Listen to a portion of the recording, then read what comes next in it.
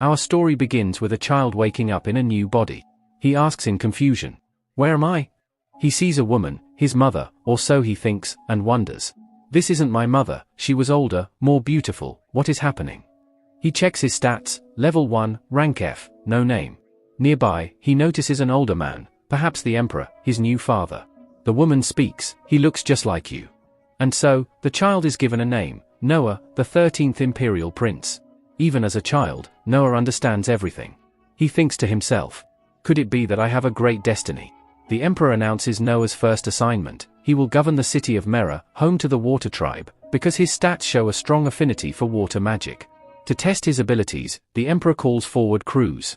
Cruz begins a ritual, and suddenly, Noah's water skill leaps to SS rank, a level no one his age has ever reached.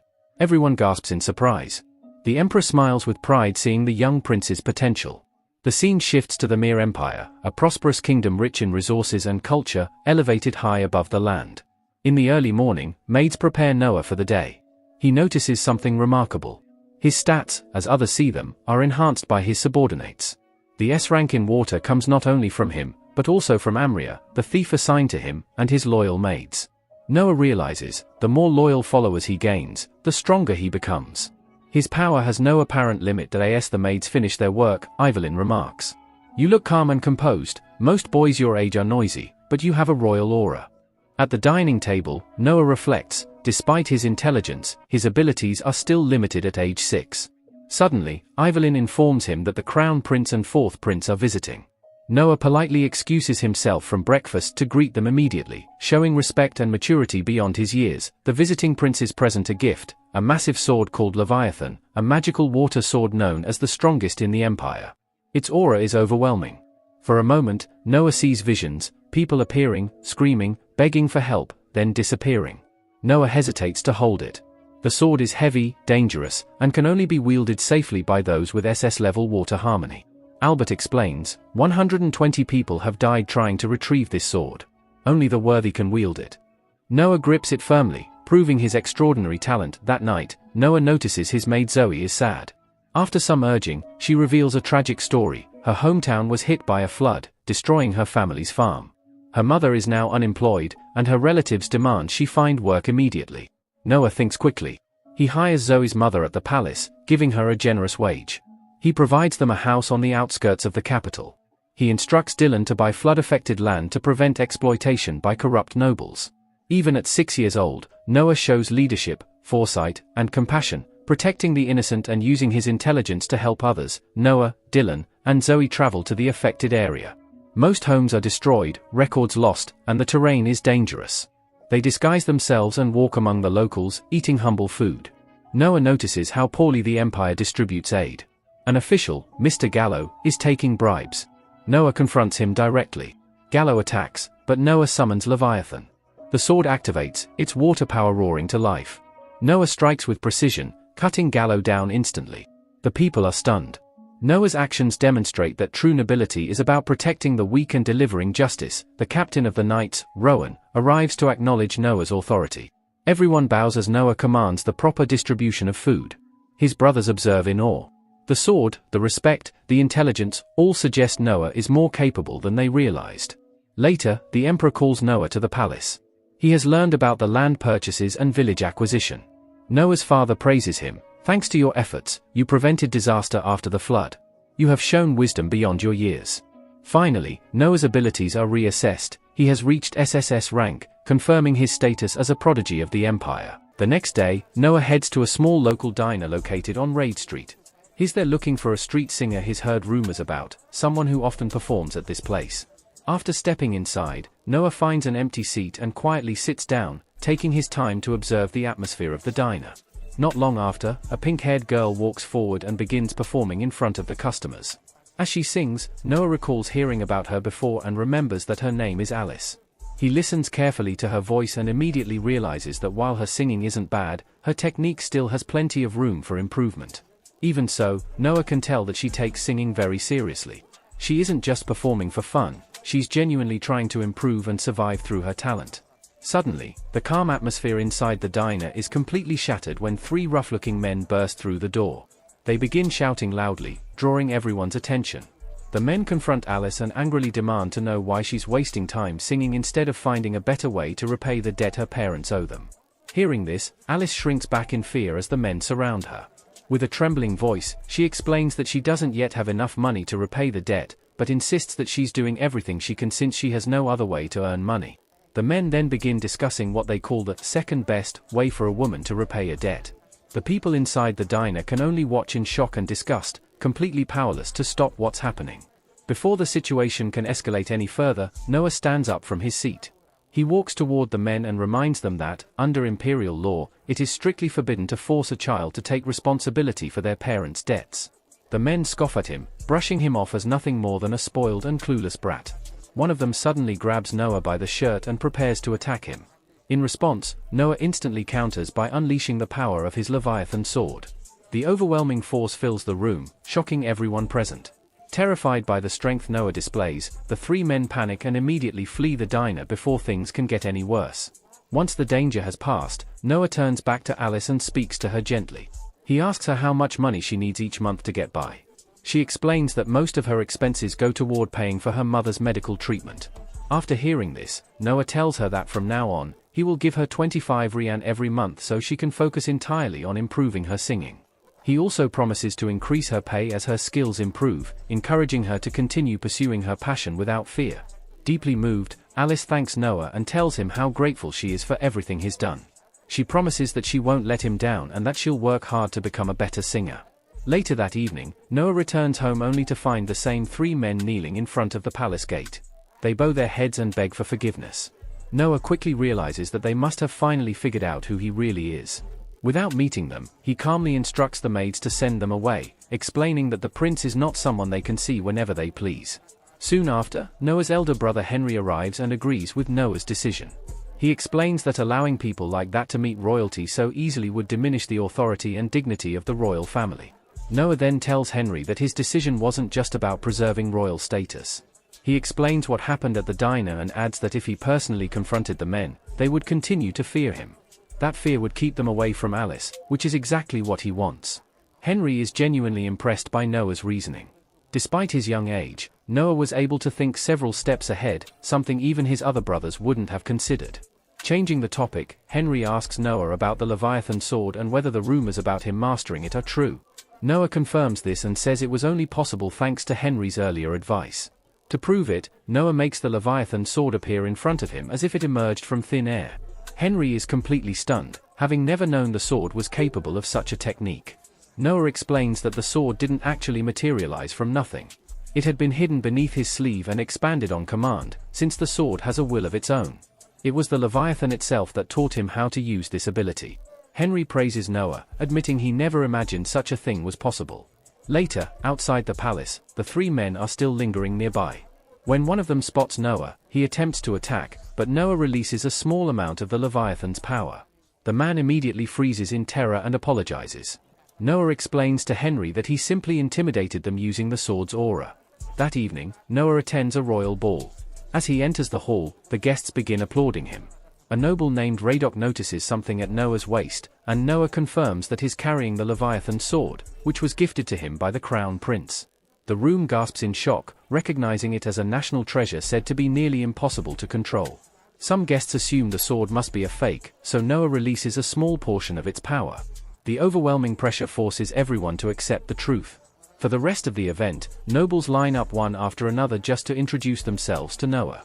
Among them are Brian Allen, the head of the Brian Company, and his daughter Cindy. After observing them closely, Noah deduces that Cindy is adopted and was once a slave. Shocked, Brian confirms this and explains that he adopted her after noticing her intelligence and talent. Noah is genuinely pleased and invites them to visit his mansion someday. The next day, Noah meets his brother Oscar, the 8th prince, who invites him on a treasure hunt to Cobalt Street. The area is known for antiques and counterfeits. After hours of searching, Noah buys a book that catches his attention. Oscar is stunned to realize it's the grimoire of the legendary sorcerer Andrea. Noah admits he bought it only because touching the book increased his stat. When he pours the Leviathan's energy into it, the sorcerer's soul materializes. Instead of fleeing, Noah strikes it down in a single slash, increasing his wind skill to SS rank. A merchant named Alan witnesses this and presents a mysterious ring. When Noah puts it on, it recognizes him as its owner and transforms into top-tier armor. Oscar buys it for Noah as a gift. Later, the ring automatically protects Noah from an ambush. That night, Noah returns to the diner, where trouble breaks out again. He sends the attackers flying and eventually buys the entire diner for 1,000 rand. He tells Alice that all he wants in return is for her to keep singing and pursue her dream. Noah sits back and quietly listens as Alice's voice fills the diner. The following morning, while Noah is getting dressed, one of the maids enters his room and informs him that a guest has arrived. The visitor is Dead Marley, the Governor-General of the Holdjoy community. As soon as Noah hears the name, he immediately assumes the visit must be related to the fief under his authority. He tells the maid to allow Dead to come in while he finishes getting ready, assuring her that he will join the guest shortly.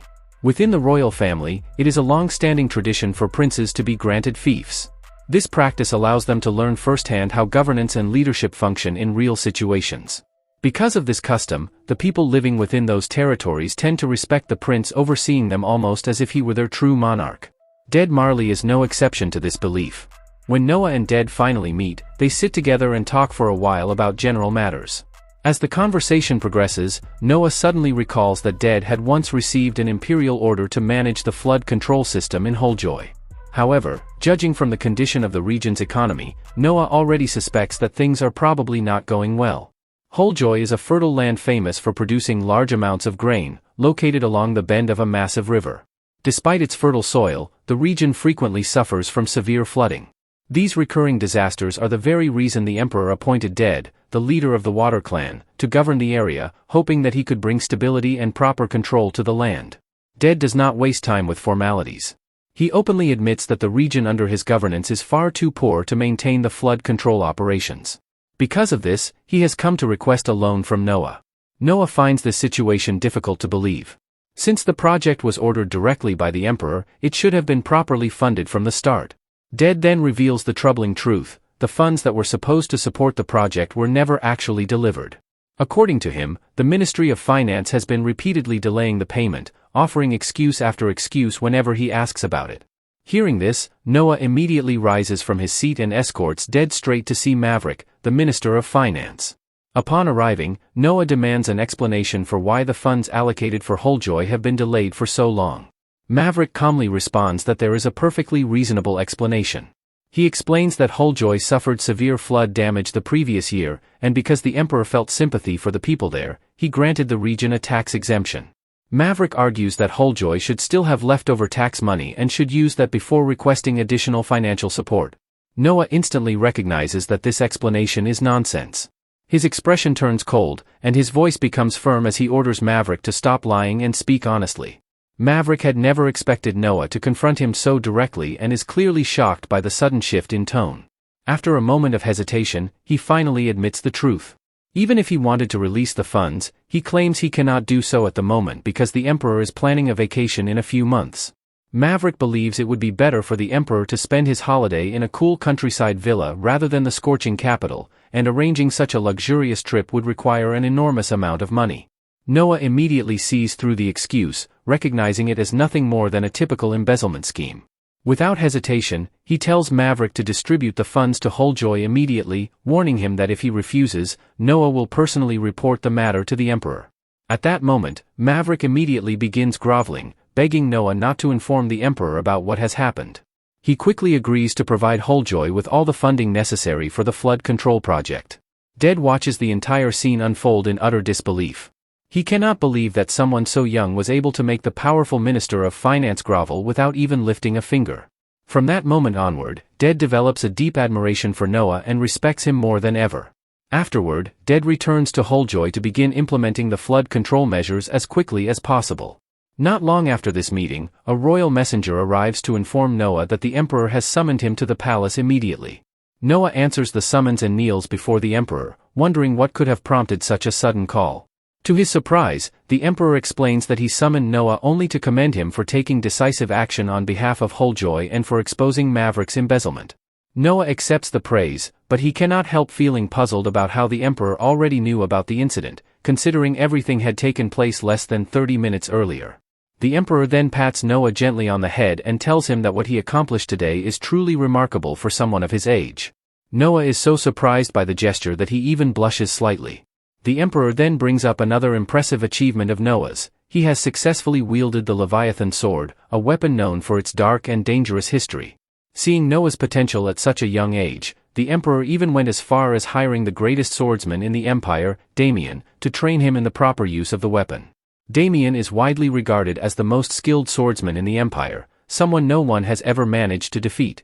The Emperor believes Noah will gain tremendous knowledge under his guidance. Damien feels honored to receive such an important responsibility. However, before beginning the training, he decides to test Noah's current abilities so he can determine where to begin. The two immediately begin sparring. During the duel, Noah suddenly feels the memories and techniques of past Leviathan users flowing through him.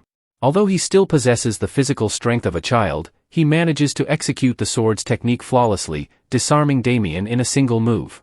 Damien then turns toward the Emperor, bows deeply, and apologizes. He admits that there is nothing more he can teach Noah, as the boy has already mastered the Leviathan technique well enough to defeat him. The Emperor bursts into laughter, praising Noah once again for his incredible talent. Impressed by his abilities, the Emperor then appoints Noah as the head judge for the upcoming knight selection exam, believing that no one else would be more suitable for the role. Noah steps forward and accepts the responsibility with a small smile. The knight selection exam is an annual event held across the entire empire. Since the empire values martial strength above all else, many people believe that the path of a warrior is the best way to achieve success and rise in status. In the exam, fighters who win the preliminary rounds in their respective regions travel to the capital for the final stage. The champion earns the prestigious title of knight and immediately enters the upper ranks of society, beginning their service under a head judge. Noah realizes that having a talented knight serving under him would greatly increase his own strength and influence. The Emperor then asks Noah how he plans to conduct the exam. Traditionally, the head judge must first decide whether the tournament will follow an elimination format or a round-robin system. However, Noah instead makes an unexpected request. He asks the Emperor to remove all regional preliminaries and hold the entire selection process in the capital. His reasoning is simple: the empire is far too large for him to personally observe the preliminaries in every region.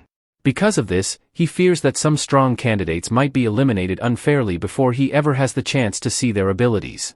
The Emperor sees no problem with this proposal and tells Noah to proceed however he wishes. The following day, Noah learns that certain villages typically send only one candidate each year for the knight selection exam. He tells Zoe that they can now send as many candidates as they want since the regional preliminaries have been removed. However, Zoe explains that the villages limit themselves to one participant because they simply cannot afford the travel and lodging expenses required to attend the exam in the capital. Not wanting talented fighters to miss their chance due to poverty, Noah decides to cover all travel expenses himself. He calls Dylan over and orders him to purchase every vacant house in the capital so they can be used as dormitories for the incoming candidates. As for food, Dylan is instructed to contact several merchants and arrange regular deliveries to support the large number of participants. Later that day, Noah meets with Byron, the merchant responsible for supplying goods. When Noah reviews the bill, he immediately finds it suspicious because it is far lower than expected. Byron claims the reduced price is simply a discount offered out of respect for the 13th prince of the empire. However, Noah quickly realizes that this explanation is not genuine.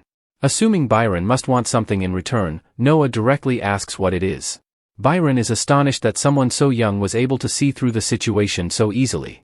He then explains that there is a palace employment exam held on a similar scale as the knight selection exam, and he was hoping Noah might share some insight into what kind of people would be selected. From the conversation, Noah quickly understands that Byron wishes to place a girl inside the palace. He understands the reasoning behind the request. Having someone inside the palace would allow Byron to obtain important information about future events and political changes. Noah agrees to the request, but only under one condition: he must personally approve the girl who will be sent to the palace. Byron assures him that Noah will certainly like the candidate he has chosen. He then bows deeply before the prince. As a gesture of admiration, Byron also promises to display his family crest on his store sign. Noah accepts this, but he firmly warns Byron that he will never tolerate betrayal. On the ride home, Noah suddenly notices something strange. Accepting Byron as a subordinate has caused one of his stats to increase. However, after a short time, he realizes that another stat has decreased instead. This immediately makes him uneasy. He begins to suspect that something might have happened in Almeria. Concerned, Noah tells Zoe that he must see the Emperor immediately. When Noah appears before the Emperor, he explains that he has sensed changes within the Empire. However, judging by his father's calm reaction, it almost seems as if the emperor already knows about the situation. The emperor then reveals the truth: a rebellion has broken out in Almeria. Upon hearing this, Noah realizes that his stat dropped from SS to S.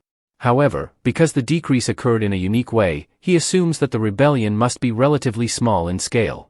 The emperor confirms his assumption, explaining that approximately 5,000 rebels have been identified, all within Noah's fief. He then asks Noah how he intends to deal with them. Noah hesitates before answering honestly. Since he is still young and inexperienced in real combat, he believes it would be impossible for him to handle the situation alone. He is also uncertain whether the soldiers would even obey his commands. Because of this, Noah suggests that the task should instead be given to his older brother, Henry, who is far more capable of leading troops in battle. The emperor respects Noah's decision and orders that Henry be summoned immediately. About an hour later, Noah and Henry leave the palace together in a carriage. Henry is surprised that Noah willingly gave up such an opportunity, since successfully suppressing the rebellion could have greatly benefited his future reputation. Suddenly, the Leviathan sword senses danger. Noah immediately orders the carriage to stop. He quickly realizes that the attackers are targeting him specifically and decides that he cannot allow his brother to get involved. Stepping outside the carriage, Noah is immediately struck by several water-based attacks. Fortunately, he manages to raise a shield in time and protect himself. The rebels reveal themselves and rush toward him. However, Noah effortlessly cuts them down with the Leviathan sword, ending the battle swiftly and efficiently. After inspecting their bodies, Noah discovers something suspicious. The attackers were cavalry soldiers. But Almeria does not possess any war horses. This realization tells him that something far more complicated is happening behind the rebellion. The following day, Noah meets with Byron again and explains the situation regarding the rebels and the cavalry. He gives Byron 10,000 rand and orders him to buy up the entire supply of horse feed. Noah reasons that since war horses are not commercially sold or bred, the rebels must be stealing horse feed from civilians. If the supply of feed suddenly disappears, the rebels will be forced to steal it from military sources instead, exposing their activities. Byron immediately understands the brilliance of the plan and stands up at once to put it into action. As Noah looks up at the ceiling, he feels confident that this strategy will make things far easier for his brother when the time comes to confront the rebels.